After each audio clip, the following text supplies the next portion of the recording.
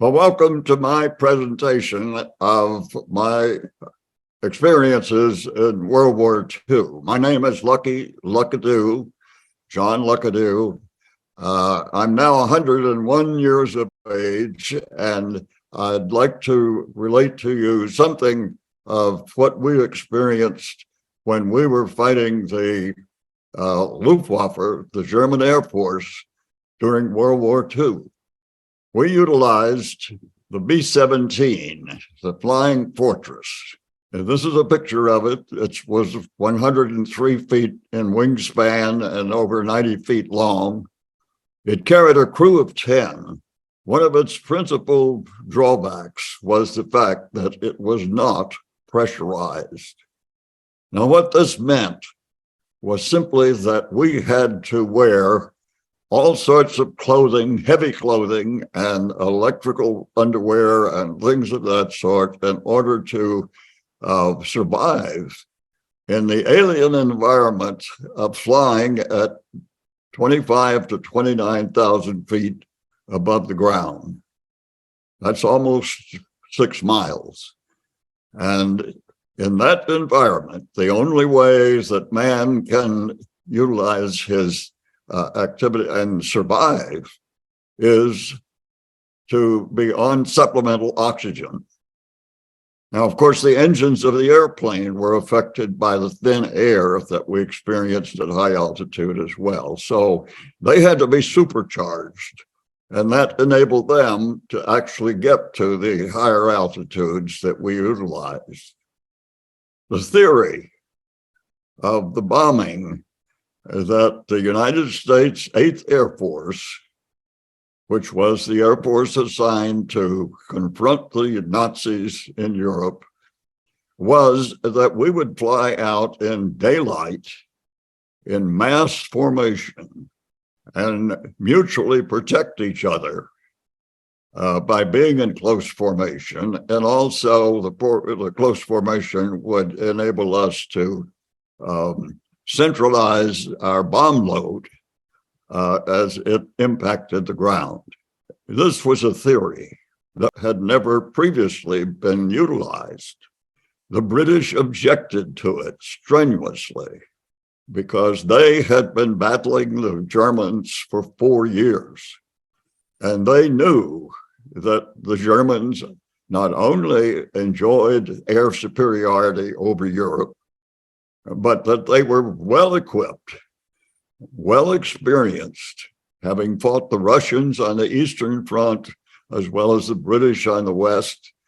And so we were going against professionals, people who had been at this for quite some time, and they had developed techniques of attacking other aircraft in the air very, very successfully. And the British were convinced that going out in daylight would inflict such serious damages and losses upon our forces that we couldn't withstand it. And therefore, we would have to curtail it. The British had resorted to only nighttime bombing. And the manner in which they conducted that was that they would fly a Pathfinder out ahead of the airplane, ahead of the formations, and drop a flare on the target. And then the various bombers would come in at various different altitudes, much lower than we, at something like 12 to 15,000 feet instead of the 25 to 29,000 feet that we were flying in daylight. But our commanders were insistent that we could conduct daylight bombing successfully, and particularly with fighter escorts. Unfortunately, when I arrived in England in the spring of 1943 with the bloody 100th Bomb Group, we didn't have fighter escorts. There were no fighters that could carry us beyond the French or the enemy coast. All of Europe was occupied, and the minute we crossed the channel, we were over enemy territory. So we were going out really unexposed, naked, as you might call it, and flying at these very high altitudes under very strenuous conditions. And we were totally inexperienced in what we were being confronted with. And so we soon found that we were not only being confronted by one enemy, but four. And all four started with F.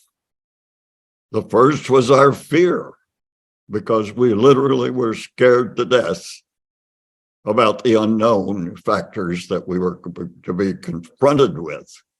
The second was the fighters. The German Air Force was, as I've already mentioned, highly experienced and qualified to conduct aerial warfare, and they were doing it extremely successfully. The third was the flak, and that was the anti-aircraft defenses that the Germans were throwing up from the ground that were inflicting terrific damage upon our formations. It was initially thought that they would not be able to reach our altitudes with their anti-aircraft guns, but that was a fallacy because they could go well beyond our altitudes and be very effective. And the last, but not the least, was the freezing, the bitter cold that we endured for hours on end, and how it affected our ability to perform. I'd like to point out to you briefly where the various crew members on the airplane were situated. If you look at the nose, the plexiglass nose, that's where the bombardier sat with his bomb sight to aim the bombs. He also had a side gun that he could utilize to attack, to resist oncoming fighters. Behind him, in a small window, was the navigator. And the navigator also had a side gun, but they could not point straight forward. Above them, on a slightly elevated level, were the pilot and the co-pilot. And immediately behind them was the top turret gunner, who was the chief non-commissioned officer or enlisted man on the crew, and he was in charge of the rest of the gunners. As you proceed aft, you go through the bomb bay, and immediately behind the bomb bay was a radio operator who also had a gun, 50 caliber, that could be ejected or projected out of a panel on the top of the airplane. Below him was a ball turret gunner, and you can see the ball turret there with twin 50 caliber machine guns in it. And then immediately behind that were two waist gunners, one on either side, who actually stood in front of an open window and manned their guns. And then all the way back in the tail was a tail gunner who manually operated twin 50 caliber machine guns. So you had a total of 11 50 caliber machine guns jutting out from this so-called flying fortress. Now, there was also another airplane in this war that was utilized by the 8th Air Force, and that was a B-24 Liberator. And as you can see here, it looks more like a flying boat than it does actually a land aircraft. It was very similar to the B-17, but slightly faster. It could carry a slightly heavier load of bombs, and it had more firepower. If you'll notice, the nose was covered by a turret, which was operated by the bombardier. It also had a navigator, pilot and co-pilot, top turret. In the midships of the aircraft, it had a retractable ball turret that could actually be pulled up into the airplane. Also had two waist gunners, and then it had a tail gun turret. So it had 4 turrets, whereas the B-17 only had 2. They actually built 50% more B-24s than they did with B-17s during World War II. But in Europe, we had twice as many B-17s as we had B-24s that were confronting the Germans. The rest were in the Pacific. So I'd like to show you briefly the type of formation that we flew. The staggered formation with a lead ship in the lead group. And then there you had a high squadron. You also had a low squadron. And this entire formation covered over 1,000 feet in altitude at over 600 yards wide. It was extremely important that we stay in formation and fly in relation to our other crewmen, our other airplanes, for mutual protection. But it was not unusual, to be honest with you, that we would encounter gunners who were tracking an incoming fighter and would actually stitch their bullets right through one of our own aircraft. They did everything in their power to avoid doing that, but it did happen. We also had instances where an aircraft was damaged or miscalculated and would impact or fly into one of their wingmen. And so we had mid-air collisions that we had to contend with, as well as being shot down by the enemy.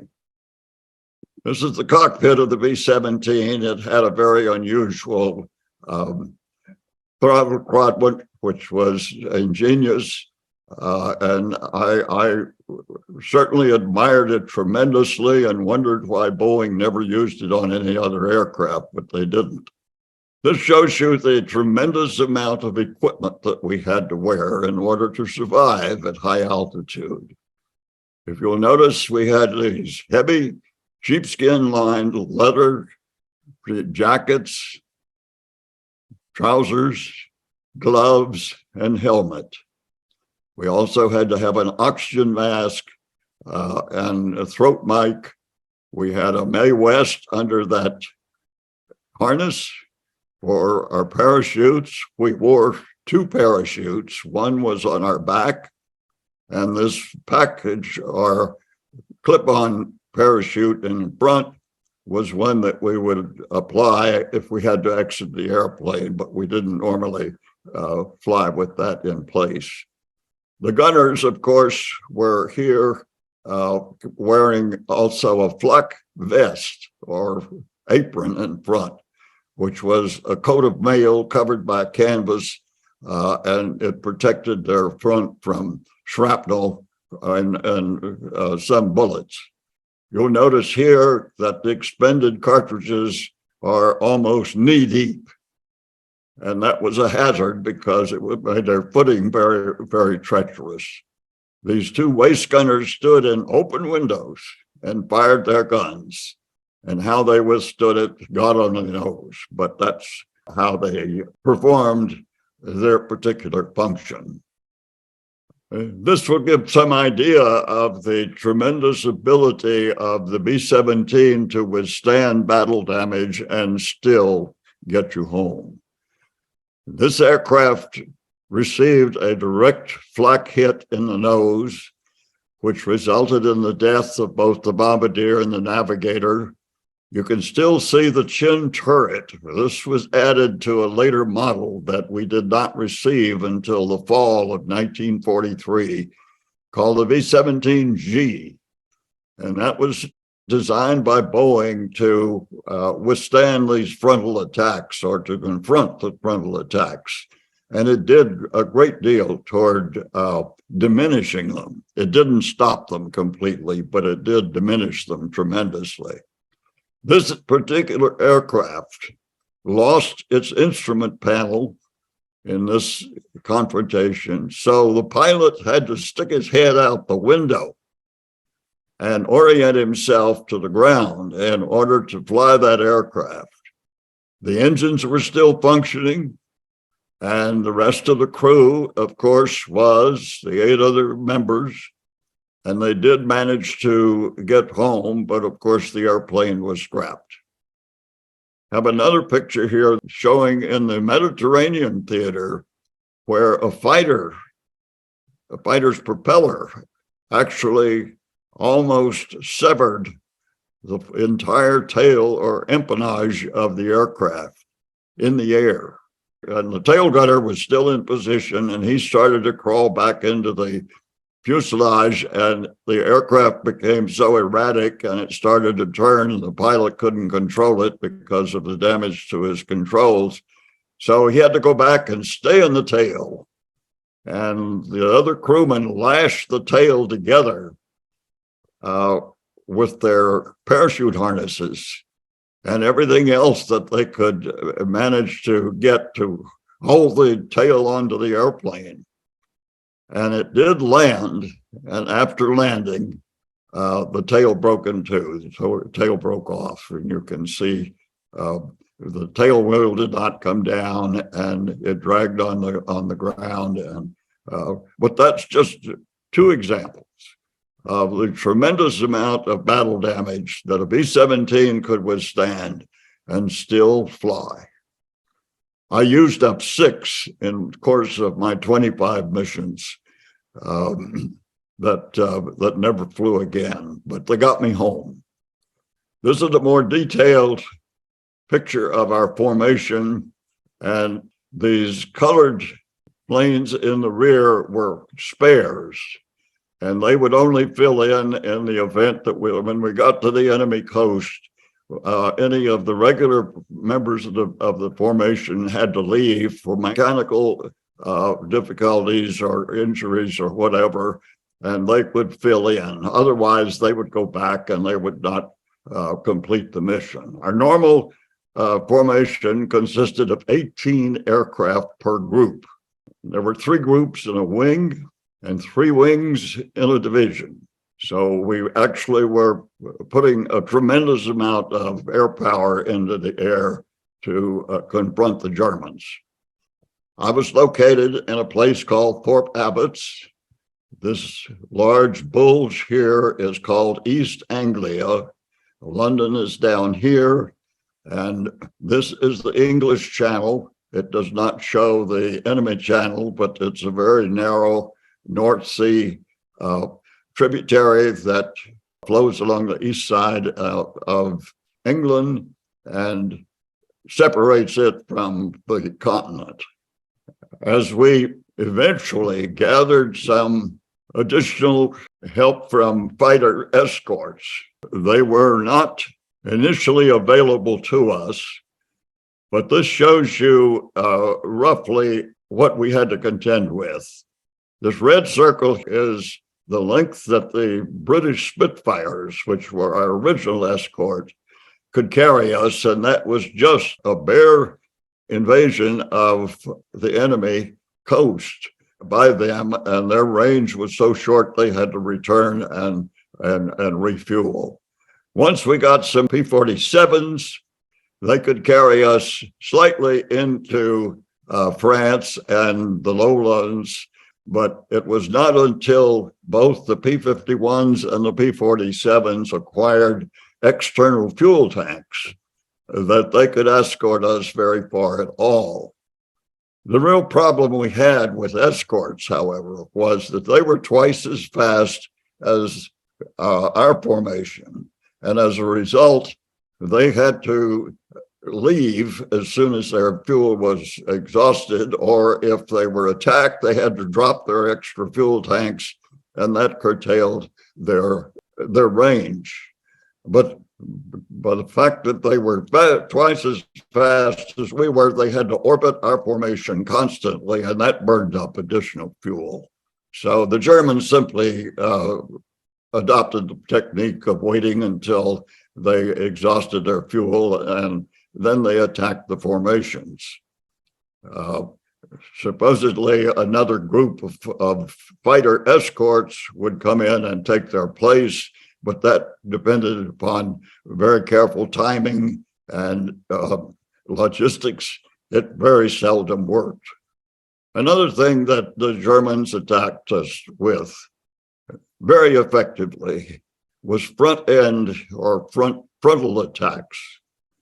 And those were accomplished by getting out in line abreast in front of our entire formation and flying directly through our groups, firing all the time.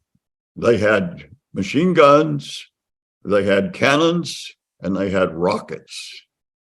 And the rate of closure between the two forces at high altitude was over 500 miles an hour. Little did we know that there was only a 4-second period in that attack where their guns would bear on us and our guns would bear on them. But it seemed like 4 miles or 4 years. And it was really heart-throbbing to look up and see their wings lighting up with all of this munitions that they were firing directly at you. And you suddenly realized that they were out there to kill you. My most memorable mission was my 22nd mission, which I flew on October the 8th, the beginning of Black Week, 1943, to Bremen. And I was leading and flying with a crew. My original crew had finished their combat tour, did the fastest tour in the European theater in 89 days, and they had been returned home as instructors, but I still had 4 to go. And so I was flying as an instructor pilot in the low position of the formation with a brand new crew. And as we turned on the initial point, or the bomb run, we had an 18-ship formation. 12 of those 18 were immediately knocked out of the formation. And I suddenly realized that I was the only element leader that was left still flying.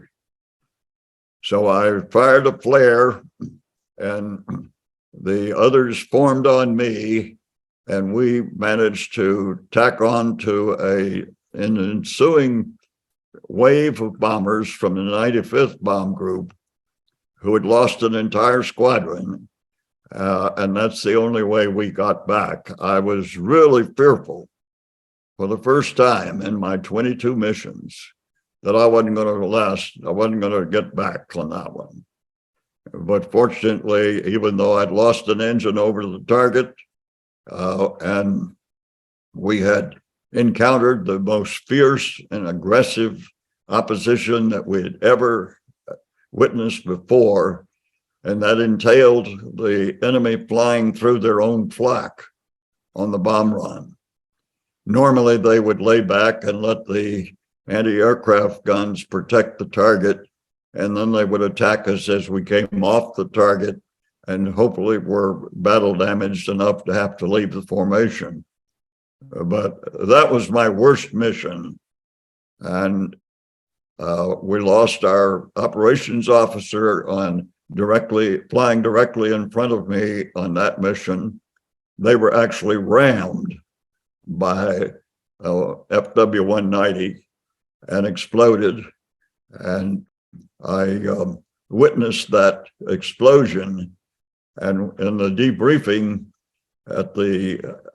back at the field, I reported that there were no survivors. There couldn't be. I didn't learn until 3 months later that actually there were gunners in the tail that did get out or were blown out, and they were POWs, or prisoners of war. It was either kill or be killed. And that was the stark reality that we had to face. We were just young, hairy-headed college kids, citizen soldiers, and we were going up against battle-tested professionals. But that gives you some brief idea of the conditions and the circumstances under which we were confronting the Nazi regime and doing our utmost to bring them to their knees. Well, thank you very much. I'd be happy to take any questions that you might have.